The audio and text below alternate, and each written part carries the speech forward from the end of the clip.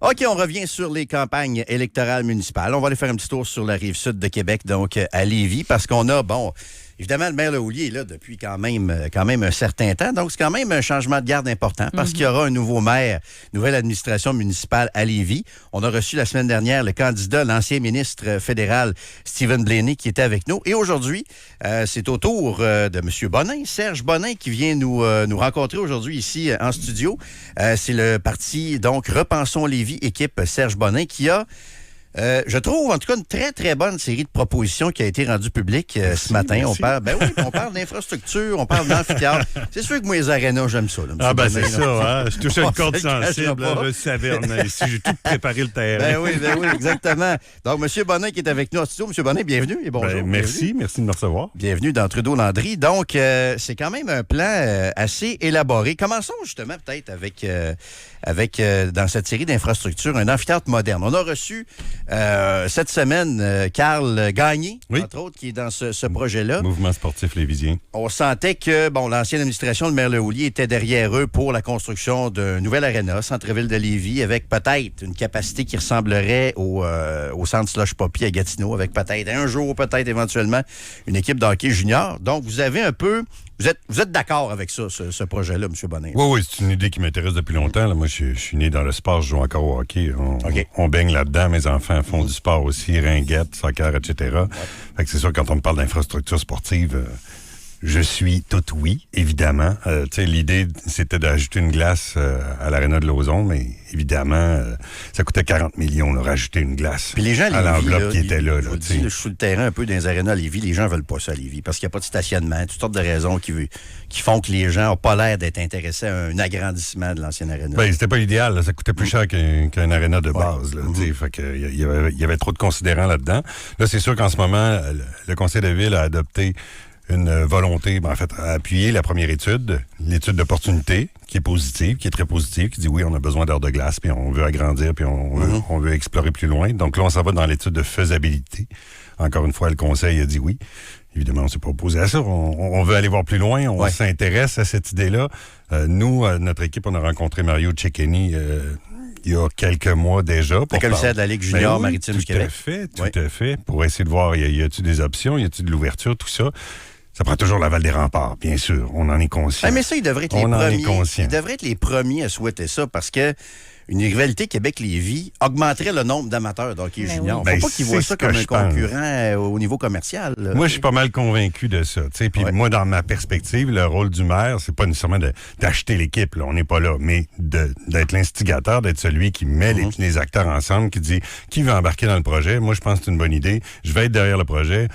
La ville va mettre ses billes dedans aussi au travers le montage financier. Puis on va essayer de trouver une façon de le faire. On va aller s'asseoir avec les remparts, avec Québécois, puis on va essayer de trouver une façon de dire, regardez, faisons l'étude de marché, essayons de voir, y a-t-il moyen de nourrir cette concurrence-là, le fameux Québec-Lévis, là, me semble que ça serait beau comme rivalité, après Québec-Montréal, Québec-Lévis, ça serait pas pire. Absolument. C'est quoi le rôle de Jacques Tanguay là-dedans?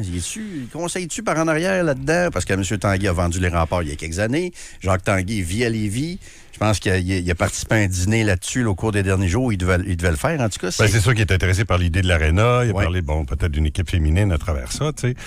Moi, je suis ouvert vraiment à parler avec tous les acteurs puis à voir qui est intéressé. On additionne. On n'est vraiment pas là pour diviser sur cette idée-là. On veut voir qui a de l'intérêt, puis comment on fait pour être win-win là-dedans. Avec Québec à travers ça. Là, vous allez plus loin. Vous parlez aussi d'un quartier des spectacles vivants et animés. Nous autres, là, quand on est sur la Rive-Nord, on pense à Lévis. C'est une ville dortoir, ça, Lévis. Exact. Il n'y a pas grand restaurant, pas grand-chose à faire là. Il y a juste l'Anglicane. Ah non, c'est ça. À part l'Anglicane, il n'y a rien à faire là. C'est quoi le quartier des spectacles? Je me suis fait dire ça récemment. C'est une ville...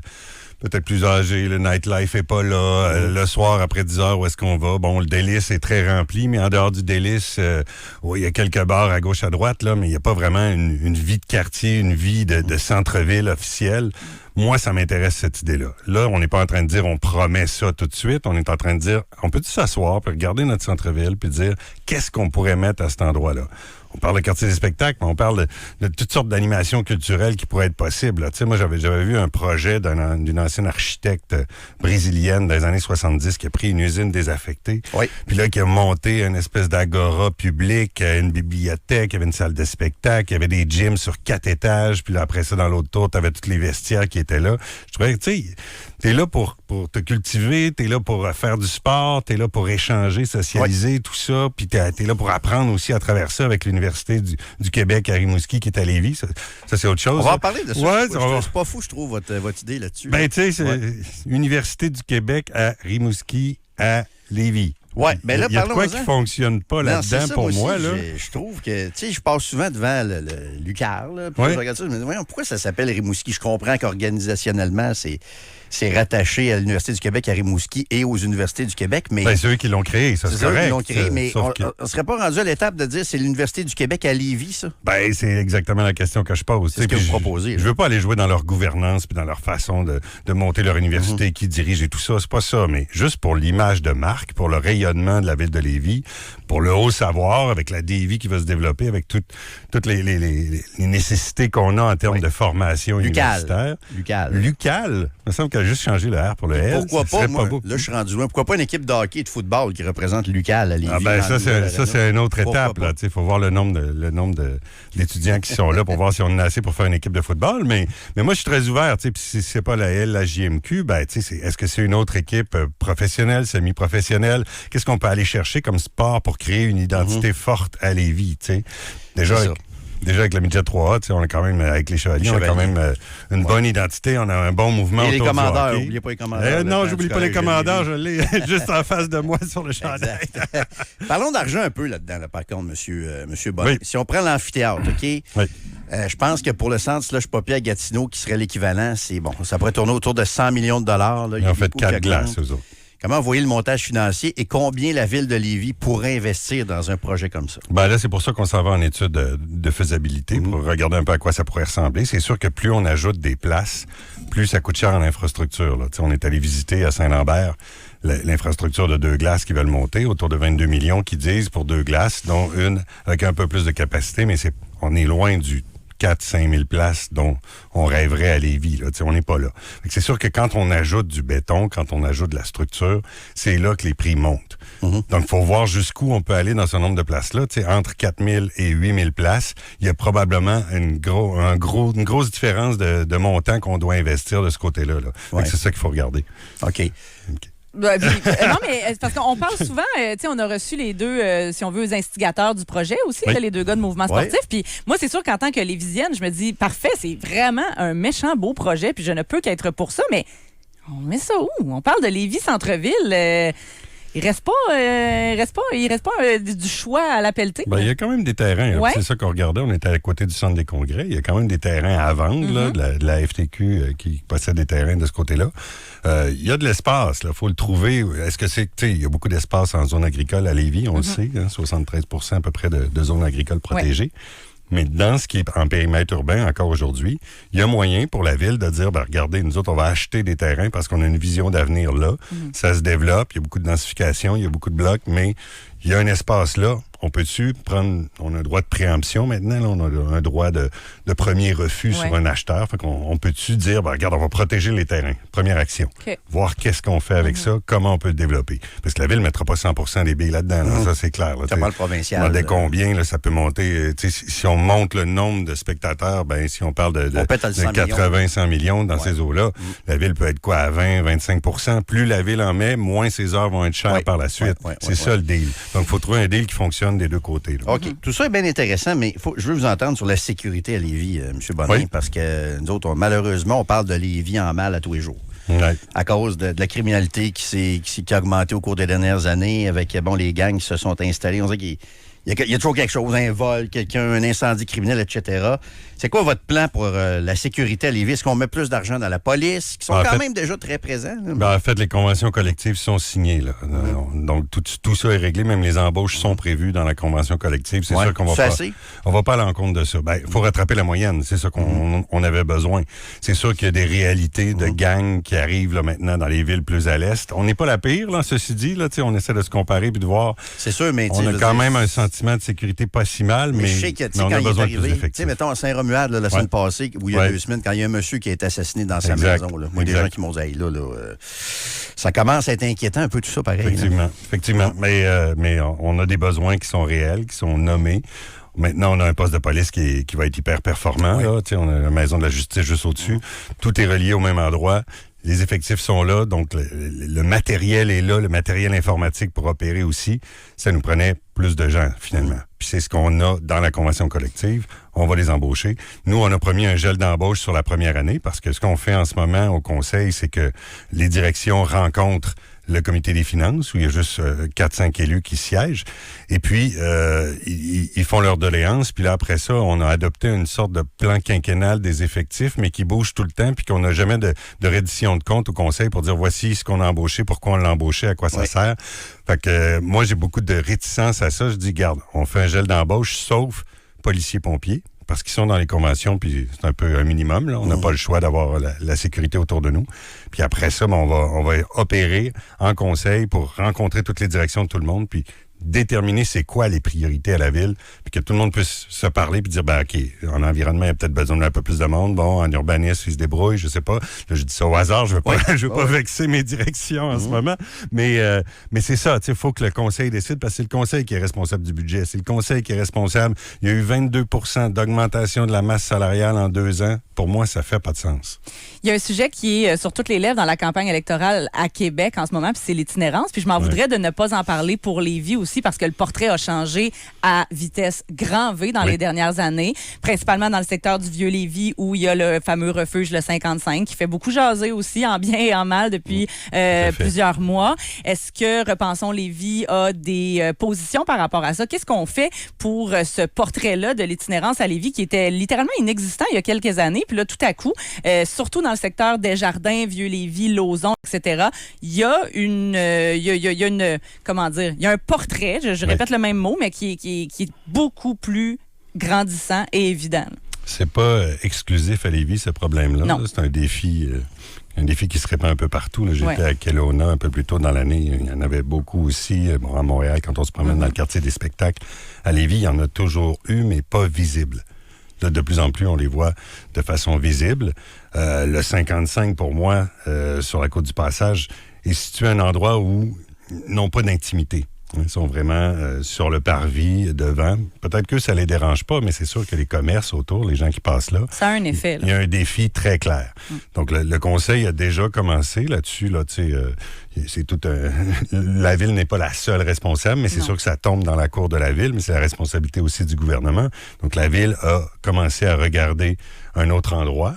En fait, c'est CAPJ, là, c'est le Centre Action Prévention Jeunesse, qui opère cet endroit-là. Donc, il y a une maison des jeunes, mais il y a aussi l'accueil inconditionnel qui est là. Et à travers ça, on regarde où est-ce que serait le meilleur endroit pour situer cet accueil-là. Parce que, évidemment, peu importe si on fait une consultation, les gens vont dire, ouais, OK, mais... Toujours des réserves. C'est ça. Le fameux pas dans ma cour, évidemment. C'est tout le temps pas facile de trouver le meilleur endroit. On ne veut pas les envoyer dans le fond d'un champ, évidemment. On veut qu'ils se réapproprient un peu leur destinée. C'est souvent des gens qui ont vécu quelque chose de particulier. Bon, il y a des dépendances qui se sont mêlées à ça. Ça fait partie d'une réalité humaine qui est complexe. Puis l'objectif, évidemment, c'est de les raccrocher quelque part puis de leur dire, voici, il y a une façon de t'en sortir, il y a une façon de retrouver une job puis de recommencer à trouver un appart à travers ça. Mais c'est sûr que le coût de la vie a augmenté énormément. Là. C'est 27 % d'augmentation de l'épicerie en 5 ans, c'est 30 % d'augmentation du loyer puis des maisons en 5 ans. C'est sûr que c'est de plus en plus difficile. Là. Mais d'ailleurs, y a-t-il encore moyen de se trouver une maison à un prix qui a de l'allure à Lévis? Moi, j'ai des chums qui ont acheté, là, c'est du 500 000, 600 000, exact. Tout ça, de plus en plus. Est-ce qu'il y a encore du logement abordable, des maisons abordables pour une famille à Lévis? Mais c'est le gros défi. Hein? On dit toujours crise du logement. Il y en a des logements, mais des logements à 2 000, 2 500, 3 000 par mois, il y en a. Mais le logement abordable, c'est ça le vrai défi, le solide défi. Comment on fait pour arriver là? Donc ça, c'est toute une panoplie d'outils qui peuvent être mis en place. Nous autres, on travaille beaucoup avec le GRT, le groupe ressources techniques, qui fait des projets collectifs, là, de logements collectifs ou de logements communautaires. Là, on l'appelle. L'appellation est en train de changer là, parce que l'abordabilité comme telle, on ne sait plus vraiment comment la définir. Là. On vient de financer 12 millions pour un projet de 302 portes dans Saint-Jean-Chrysostome, ça donne un 3,5 à 965. En bas de 1000, c'est de plus en plus rare ou inexistant. Ouais. Est-ce que c'est abordable pour monsieur, madame, tout le monde? Ça dépend. 965 par mois, c'est quand même du sport. Puis là, le gouvernement met 38 millions dessus. Donc, c'est à peu près la moitié du projet global sur 100 millions. Puis on arrive à sortir un montant qui est juste en bas de 1000 $ pour un 3,5. Je me pose la question, est-ce que c'est abordable ou pas? C'est une vraie question que je soulève, puis j'ai pas la réponse exacte, mais j'ai pas l'impression que c'est tout à fait ça, l'abordabilité. Tandis que quand on crée une coop, quand on crée une OBNL, ben on est capable de maintenir le prix en dessous du marché beaucoup plus. Les taxes municipales à Lévis, vous allez faire quoi avec ça si vous êtes élu le 2 novembre? C'est un gel, c'est une baisse, c'est une hausse? Nous, on a promis le gel à l'indice des prix à la consommation. Les taxes ont augmenté de 7,7 % en 2024, 10 % sur 2 ans. Donc là, ce serait selon l'inflation? Oui, exact. Ben, maximum, c'est le plafond. Parce que l'inflation est élevée aussi, là. C'est le plafond, mais c'est l'indice des prix à la consommation. Là. Ouais. C'est toute la prévision de l'IPC selon les institutions bancaires. C'est des hausses, dans le fond, quand vient le temps de dépenser, c'est des hausses de taxes. Exact. C'est ça. Mais il faut suivre l'inflation, là. On n'a pas le choix, là. Je veux dire, la ville, ça coûte de plus en plus cher. Non, mais la ville, ses projets. Coupe dans ses dépenses aussi. Oui, il y a ça aussi. Ben, ça, c'est sûr que nous, on parle de gel d'embauche. Des fois, on aimerait ça que les villes coupent dans leurs dépenses. On parle de gel d'embauche. Pourquoi? Justement, pour optimiser ce qui se passe, pour aller voir qu'est-ce qui se passe sur le terrain. Il y en a qui me parlent de 5 personnes pour planter un arbre. Puis là, on se pose des questions. Comment ça se fait qu'ils sont 5 pour ça? Moi, j'ai besoin d'avoir l'explication, là, de me dire, attends un peu, là. À 2, il serait assez. En tout cas, tu sais, là, il y a peut-être des normes environnementales, il y a de la sécurité, je sais pas quoi, mais est-ce qu'on peut optimiser le processus? Est-ce qu'on est vraiment obligé d'être 5 pour l'arbre? Ça, c'est la question que je pose. Fait que dans toutes les directions, on a un bureau de performance organisationnelle là, qui a été transformé, qui a changé de nom un peu, mais son mandat, c'est d'optimiser un peu ce qui se passe dans la ville. C'est un peu comme au provincial avec, comment il y avait ça, l'administration gouvernementale, l'efficacité de l'État. C'est un peu ça, c'est le genre de Doge. Ben, en fait, c'est ça. Nous, on n'a pas... Le Doge de Lévis. On aimerait ça avoir un peu plus de compte-rendu de ce qu'ils font, puis où est-ce qu'elle est l'efficacité réelle. Là, on fait des Kaizen, on se rejoint, on jase ensemble pour voir qu'est-ce qu'on peut faire de mieux, mais concrètement, là, c'est quoi l'économie qui est faite par ce bureau-là? Ben, nous autres, on se pose la question, on l'a pas, la réponse en ce moment. Nous. Dernier sujet, c'est sûr que vous me voyez venir. Le troisième lien. Il est écrit en gros sur ta feuille. Là, on a même Anne Guérette qui nous propose un 4e lien ce matin là, dans le soleil et tout ça, même avant de faire le 3e, parce qu'elle veut du transport en commun, un lien avec du transport en commun, mais ça, c'est candidate à la mairie de Québec. Vous, c'est quoi votre projet favori dans tout l'éventail desquels on a discuté dans les dernières années? Oui, c'est ça. Ben, moi, je suis le premier à être sorti pour dire, là, la ferme Chappet et les tuyaux de Valero, surtout, là, on va oublier ça. Là. Le gouvernement, en ce moment, est en train de faire des carottages. C'est ça, vous parlez de ce tracé-là entre le chemin des îles et... Ben, c'est là-dessus qu'ils travaillent en ce moment. Là. Partir du chemin des îles, là, quand Mme Guilbeault a dit « il y a un petit enjeu à Lévis », ben non, là, c'est le pétrole, le mazout, le propane qui monte, qui descend des bateaux. C'est la ferme Chappet qui appartient au gouvernement fédéral en négociation avec les premiers peuples pour dire qu'est-ce qu'on va faire avec ça. C'est pas vrai qu'on va... C'est ça, parce qu'on parle beaucoup de Québec, d'une autoroute, là, mettons, qui séparerait Vanier, mais du côté de Lévis, c'est pas bien plus faisable non plus. Ben non, c'est ça, là. Puis encore là, prendre cette autoroute-là puis l'amener au coin à Pierre-Bertrand, Amel, tous les matins. Il n'y a pas tant de monde de Lévis. Pas sûr. Ben, c'est ça. Pas tant de monde de Lévis qui sont intéressés par ça. Mais moi, le troisième lien, le jour où il arrive quelque chose sur le pont La Porte, on se pose la question, qu'est-ce qui arrive avec le transport des marchandises? Et on a demandé à la Commission municipale de Québec, à la Communauté métropolitaine de Québec, je veux dire, de faire une étude de type origine-destination pour les personnes, mais pour les transports, pour les marchandises. Exact. Pour savoir d'où est-ce qu'ils viennent, où est-ce qu'ils vont, c'est quoi l'idéal. Mais je reste convaincu, à travers toutes les pores de ma peau, que c'est dans l'Est qu'il faut faire ça. On n'a pas le choix. C'est intéressant parce que ça n'a jamais été fait, mais c'est drôle, vite comme ça, puis vous allez peut-être me ramener, mais il me semble que le transport, ça vient beaucoup de Montréal, Toronto, donc de l'Ouest. En partie, il y en a beaucoup de la Côte-Nord aussi, là. Ça dépend des besoins. Il y en a qui descendent directement au sud, par la Beauce et tout ça. Est-ce qu'on a vraiment besoin d'aller plus vers l'Ouest pour un pont? Moi, je suis pas convaincu. Là. En fait, le périphérique est le plus évident pour moi. Donc, vous, c'est le projet à l'Est, là? Ben, je pense que oui. Après, quel sera le tracé exact? Dans mon esprit, c'est toujours pont à l'île et peut-être tunnel sous l'île si c'est possible. Si c'est possible. Ça, là, à peu près, il y a bien des candidats qui parlent de ça. Le pont de l'île. Bon, on va s'entendre un moment donné. Non, mais c'est parce que le pont... On va finir par le faire. Mais le pont de l'île, il me semble qu'il n'y a pas une grosse capacité. Si on veut vraiment qu'il y ait du volume, le troisième lien, je veux dire, il me semble, même le nouveau pont de l'île, il n'y a pas assez de capacité pour ça. Non, c'est ça. Là, ils sont en train de le faire. Ils auraient dû y penser en même temps. Mais en tout cas, à défaut d'autre chose, il y a au moins ça qui existe. Ouais.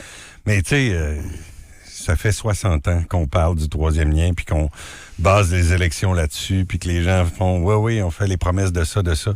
C'est sûr que moi, je vais me concentrer d'abord sur ma ville, parce que, bon, j'ai une influence sur le troisième lien à travers ça. Si jamais on me fait confiance, ben les maires vont être derrière moi, la Chambre de commerce va être derrière moi, on va pousser le projet. Mais on va commencer par la mobilité sur notre territoire, là. C'est un stationnement en ce moment, partout, à peu près où ce qu'on va. C'est la 20, là, je veux dire, j'en reviens pas que ce soit pas complète encore. Ça, ben non, c'est ça. La 20 ouest, là. Mais on parle d'élargir la 20 comme on l'a fait de l'autre côté. De l'autre côté, ça a bien fonctionné. Oui. Mais de ce côté-là, quand on va le faire, vers l'ouest, c'est l'entonnoir des ponts. Là. Mais croyez-vous à la théorie du trafic induit, là, les urbanistes qui disent « Ah, plus tu ajoutes des voies, puis t'as beau ajouter des voies, 5 ans plus tard, ça va être congestionné. » Croyez-vous à ça, cette théorie-là? Ben, c'est démontré, là. Moi, ça, tu sais, oui, là. Mais après ça, tu sais, je suis sûr que ça va faire des gains à court terme. On le voit dans l'autre sens. Ouais. Ce n'est pas la seule solution. On peut pas juste se baser là-dessus puis dire on va régler le trafic à Lévis. T'sais, on arrive dans l'entonnoir du pont. On est pris là. Fait qu'il faut trouver d'autres moyens de déplacement pour ceux qui peuvent. Il me semble que la culture du transport en commun à Lévis n'est pas très existante. Puis je blâme pas les gens. Je fais juste mais... constater. Il y a des étudiants des écoles secondaires, des cégeps, 2-3 fonctionnaires par-ci par-là, mais les gens de la Rive-Sud, le transport en commun, on dirait que c'est je suis à Saint-Étienne. 4 enfants à Saint-Étienne. On va dire que quand il arrive à 16 ans, c'est le permis le plus vite possible. J'ai besoin de mon auto. Fait que oui, on a un gros défi au niveau du transport en commun, mais il y avait un super projet en 2013 qui a été jusqu'en 2017. Là, c'est devenu SRB. Au début, c'était l'INEA. C'était un projet de colonne vertébrale structurante est-ouest du cégep jusqu'à Saint-Rédempteur, jusqu'à la 20. Ben ça, c'est la colonne efficace qu'il faut faire quelque part pour rabattre des bus par la suite. Mais c'est sûr que si le transport en commun n'est pas efficace, n'est pas attirant, n'est pas rapide, si ça te prend 1h15 à partir de Saint-Jean-Chrysostome puis aller travailler à Saint-Romuald parce que tu as 3 transferts à faire. Personne ne va prendre ça. Il n'y a personne qui a le goût de prendre ça. Donc, il faut que ce soit efficace, il faut que ça soit attrayant, mais c'est un coût à donner. Après ça, ben c'est la seule façon de retirer des voitures. Parce que là, on fait juste rajouter des blocs, des portes. C'est sûr que si le système de transport en commun n'est pas là, ben on est obligé de rajouter des voitures sur les routes, puis on a de moins en moins de place. Là. On ne peut pas refaire toute la configuration des rues à Lévis. Lévis est déjà construite. Hey, Monsieur Bonnet, bien intéressant. Bien intéressant de jaser tout ça. J'avoue que j'aime bien votre vision là, du quartier central de Lévis, d'essayer de mettre une arme. Je trouve qu'il manque une arme dans ce quartier-là. C'est beau, c'est neuf et tout ça. On va peut-être venir avec le temps, mais il manque, je sais pas, c'est ça, il manque un peu de culture, restauration, un peu... il manque une arme un peu à ce centre-ville-là. Ben, notre volonté aujourd'hui, c'est de mettre ça sur la table et de dire, regarde, on fait-tu soit des états généraux ou une grande consultation après, puis dire qu'est-ce qu'on veut dans ce quartier-là, qu'est-ce qu'on peut y mettre. Tu sais, ça fait longtemps qu'on nous parle d'un musée à Lévis pour développer, se souvenir évidemment de nos bâtisseurs, mais ils ont touché à autre chose, des premiers peuples, peu importe, là, tu sais. Est-ce qu'on peut regarder ça? Est-ce qu'on peut regarder le centre d'archives? Là? On a plein d'archives, là, des archives religieuses, mais des papiers, tout ça, là, qui datent depuis longtemps. Puis ça aussi, c'est pour mettre en valeur les gens qui ont travaillé. Ils sont tous éparpillés un peu partout. Il y en a au Collège de Lévis dans des conditions un peu exécrables pour les soutenir. Donc, ça prend une espèce de température à travers ça. Bon. Après ça, ben, des restos, des spectacles, des spectacles de rue. La vie un peu, là. Oui, c'est ça. On sort, puis moi quand tout le monde se couche à 9h30 à Lévis. Malheureusement, c'est de plus en plus vrai. Je suis obligée de te donner raison. Ah oui, c'est ça, quand on veut se coucher tard, on traverse à Québec. J'ai bien hâte que ce soit plus le cas. En tout cas, moi, j'aimerais ça passer beaucoup de temps dans un endroit comme ça. Fait que je pense que je suis pas le seul. Puis c'est l'idée que je soumets, puis j'aimerais ça qu'on en jase. Serge Bonin de Repensons Lévis, merci beaucoup d'être passé. On vous souhaite une excellente campagne. Merci, c'est un plaisir.